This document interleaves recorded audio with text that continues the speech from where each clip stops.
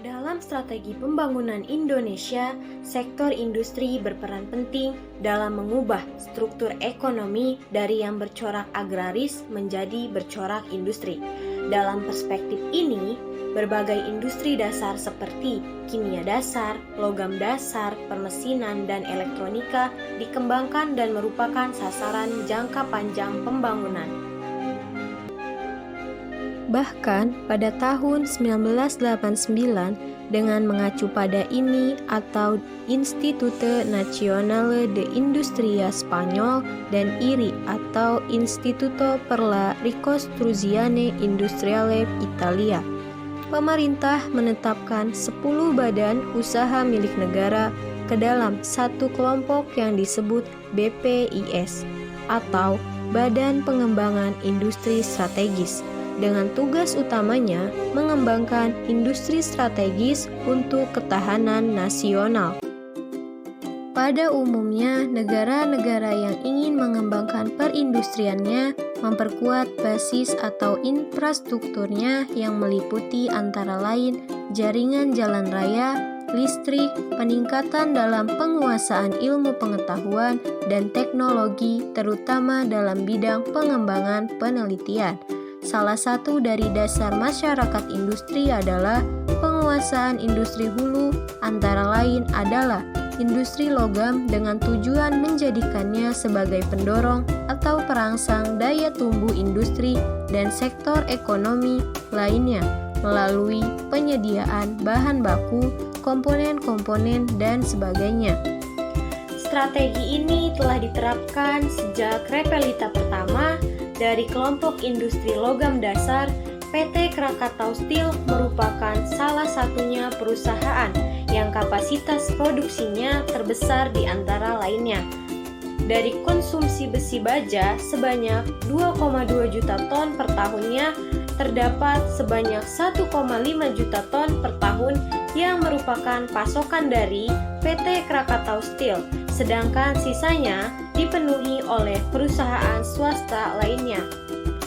Produktivitas PT Krakatau Steel semakin lama semakin meningkat dan diproyeksikan akan mencapai 2,5 juta ton per tahun untuk tahun 1993, dan dari seluruh hasil produknya, sebagian telah diperuntukkan bagi pasaran luar negeri. Dalam jangka panjang ekspor ke luar negeri ini merupakan satu sasaran yang ingin dicapai dimulai dari tahun 1986. Nilai ekspor besi dan baja hanya 62,2 juta dolar Amerika Serikat, dolar yang meningkat pada tahun 1987 menjadi 190,2 juta dolar Amerika Serikat. Kemudian meningkat lagi pada tahun 1988 menjadi senilai 249 juta dolar Amerika Serikat, dengan dimasukkannya sebagai salah satu unsur dari BPIS dan kenyataan bahwa kebutuhan akan besi baja pada periode pembangunan nasional ini tidak mungkin menurun. Maka nyatalah bahwa PT Krakatau Steel merupakan andalan utama pemerintah dalam mengembangkan industri, khususnya dalam hal industri logam dasar. Meskipun dengan semakin kuatnya arus globalisasi, maka semakin kuat pula tekanan-tekanan untuk delegasi di bidang tata niaga, khususnya industri baja.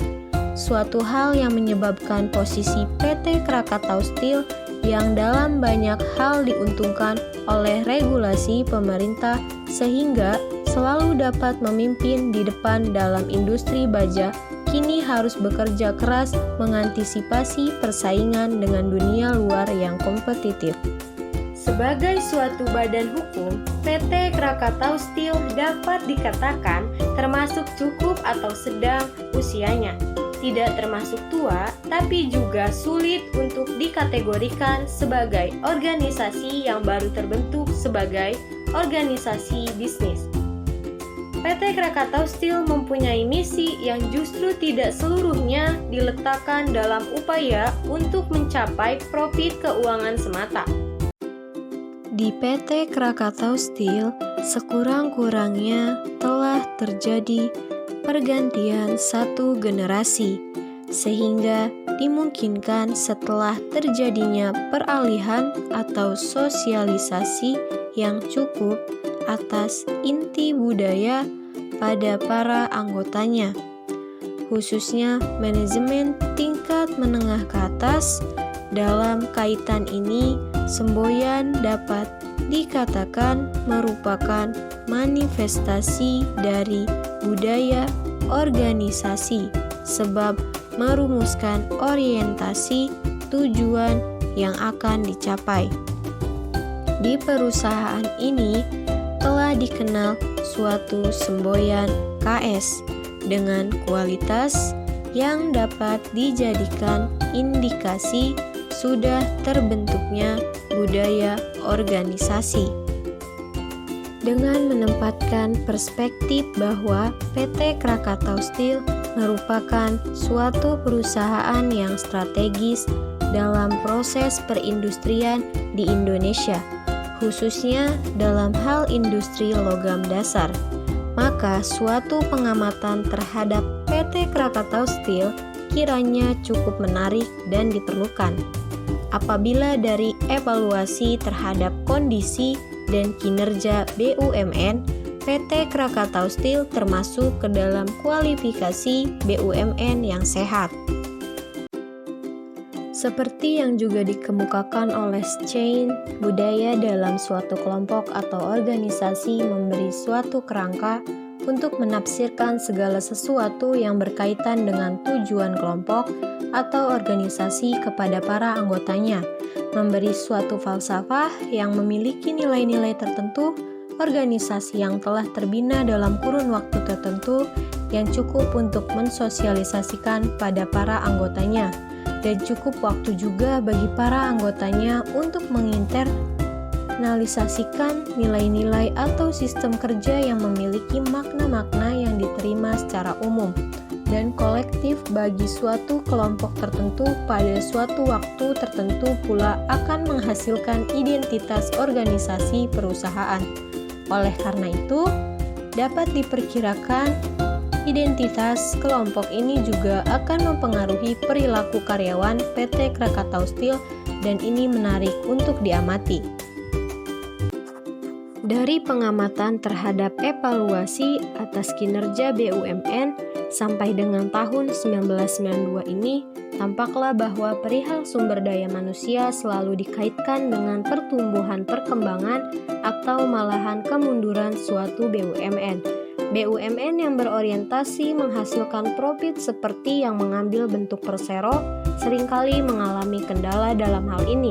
Pada satu sisi, mereka harus bersaing dengan perusahaan swasta yang mengharuskan efektivitas dan efisiensi dalam berbagai hal, termasuk juga kinerja sumber daya manusianya.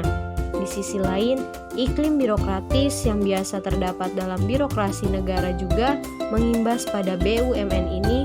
Sistem gaji umpamanya di BUMN, sistem gaji yang begitu terikat dan rendah jarang dapat menarik orang-orang yang berjiwa entrepreneurship dan agresif. Beberapa dengan swasta yang selalu terbuka dan sistem gaji yang selalu mengikuti harga pasar. Ketidakpuasan kerja dapat muncul dalam manifestasinya pada kategori positif, yaitu bersuara, suatu upaya untuk memperbaiki keadaan secara konstruktif melalui diskusi atau dialog yang positif dengan atasan. Manifestasi positif lain adalah kesetiaan, yaitu suatu sikap menunggu dengan penuh keyakinan bahwa suatu saat perusahaan akan memperbaiki hal ini. Sedangkan manifestasi yang ingin dihindari atau dicegah karena sifatnya yang merusak adalah manifestasi destruktif.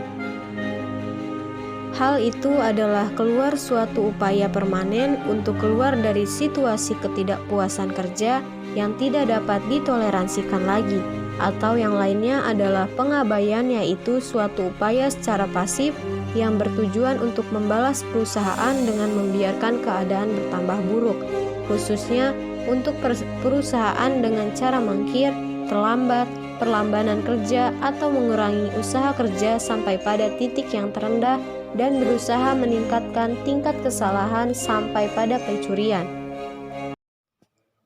Di PT Krakatau Steel, karyawan yang keluar adalah pada tahun 1970 sampai 1973 sebanyak 163, tahun 1974 sampai 1979 sebanyak 412, tahun 1980 sampai 1985 sebanyak 472, dan tahun 1986 sampai 1991 sebanyak 371 atau sebanyak 5% sampai 8%. Suatu tingkat yang termasuk kecil. Dari yang keluar itu tidak seorang pun berasal dari manajemen tingkat menengah ke atas, sedangkan untuk tingkat pengabaian secara umum dan kualitatif termasuk sedang ke bawah atau kecil.